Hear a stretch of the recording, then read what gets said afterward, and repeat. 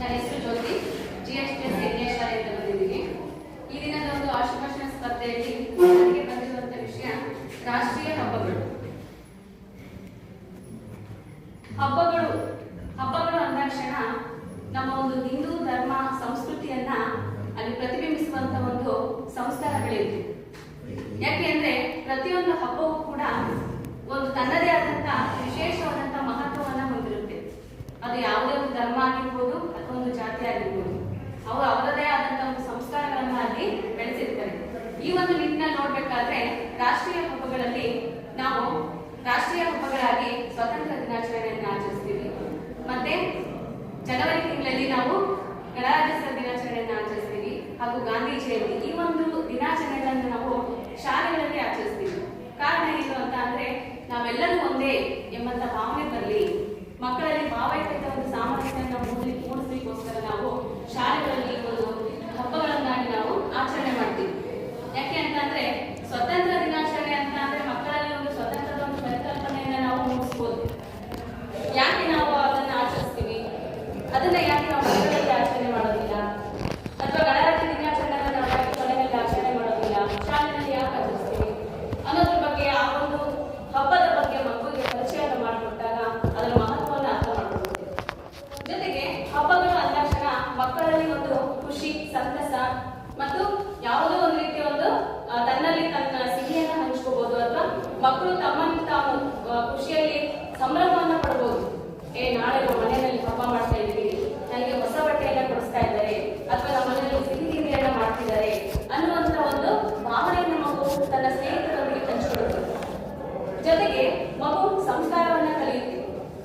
ಹಿರಿಯರಿಗೆ ನಾವು ಗೌರವವನ್ನು ಕೊಡಬೇಕು, ಅಥವಾ ನಾವು ಯಾವ ಯಾವ ಆಚರಣೆಗಳನ್ನ ಮನೆಯಲ್ಲಿ ನಾವು ಪಾಲಿಸ್ತಾ ಇದ್ದೀವಿ, ನಾವು ಗತಿಸಿದಂತ ಹಿರಿಯರಿಗೆ ನಾವು ಎಡೆ ಮಾಡ್ತೀವಿ, ನಾವು ಇದು ನಮಗೆ ನಮ್ಮ ಮನೆಯಲ್ಲಿ ನಾವು ಇದು ತುಂಬಾ ಜೋರಾಗಿ ಮಾಡ್ತೀವಿ ಅಂತಕ್ಕಂಥ ಒಂದು ಅಂಶಗಳನ್ನ ಮಗು ಅರ್ಥಕೊಂಡಾಗ ನಾವು ಹಿರಿಯರಿಗೂ ಕೂಡ ನಾವು ಗೌರವವನ್ನು ಕೊಡಬೇಕು.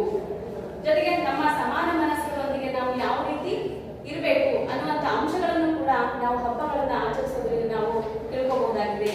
ಜೊತೆಗೆ ಶಾಲೆಯಲ್ಲಿ ನಾವೆಲ್ಲರೂ ಕೂಡ ಅವರದೇ ಆದಂತಹ ಧರ್ಮದ ಒಂದು ಆಚರಣೆಯಲ್ಲಿ ಬರ್ತಕ್ಕಂಥ ಹಬ್ಬಗಳನ್ನ ಆಚರಿಸ್ತೀವಿ.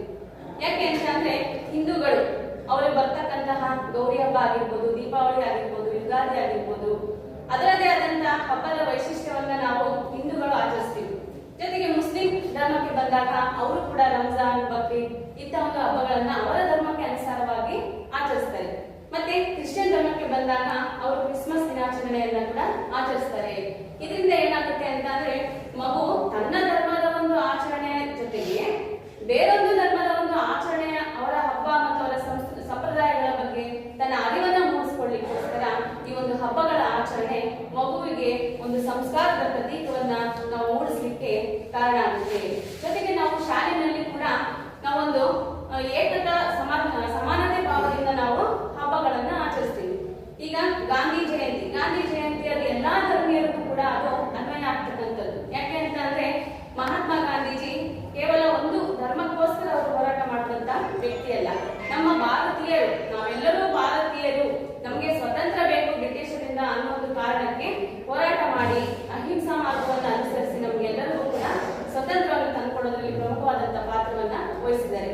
ಹಾಗಾಗಿ ಯಾವುದೇ ಒಬ್ಬ ವ್ಯಕ್ತಿಯಾಗ್ಲಿ ಅಥವಾ ಒಂದು ಆಚರಣೆಗಳಾಗ್ಲಿ ಕೇವಲ ಒಂದು ಧರ್ಮಕ್ಕೆ ಅಥವಾ ಒಂದು ಜಾತಿಗೆ ಸೀಮಿತ ಆಗಿರಬಾರ್ದು. ಇದೆಲ್ಲವೂ ಕೂಡ ನಾವು ಮಕ್ಕಳಲ್ಲಿ ಮೂಡಿಸ್ಬೇಕು. ಯಾಕೆಂದ್ರೆ ನಾವೆಲ್ಲರೂ ಕೂಡ ಭಾರತೀಯರು. ಜೊತೆಗೆ ನಾವು 4 ಗೋಡೆಗಳ ಮಧ್ಯೆ ನಾವು ವಿದ್ಯೆಯನ್ನ ಕಲಿತಾ ಇದೀವಿ ಅಂತ ಅಂದ್ರೆ ಎಲ್ಲರೂ ಒಂದೇ ಎಂಬಂತ ಭಾವನೆಯನ್ನು ಮಕ್ಕಳಲ್ಲಿ ಮೂಡಿಸ್ಬೇಕು. ಆಗ ಯಾವುದೇ ಒಂದು ಜಾತಿ ವೈಷಮ್ಯಗಳಾಗಲಿ ಅಥವಾ ಧರ್ಮ ಒಂದು ಗೊಂದಲಗಳಾಗಲಿ ಮಕ್ಕಳಲ್ಲಿ ಉಂಟಾಗೋದಿಲ್ಲ.